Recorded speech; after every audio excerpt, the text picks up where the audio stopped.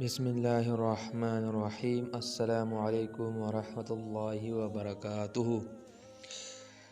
زما عزت مندو، نن زه تاسو ته یو وړوکی غوندې عمل ښیم.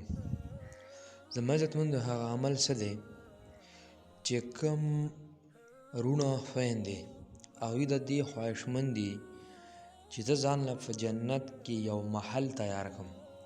زما عزت مندو، څوک نه غواړي؟ هر یو مسلمان غواړي چې الله رب العزت مالا په جنت کې محل راکړي.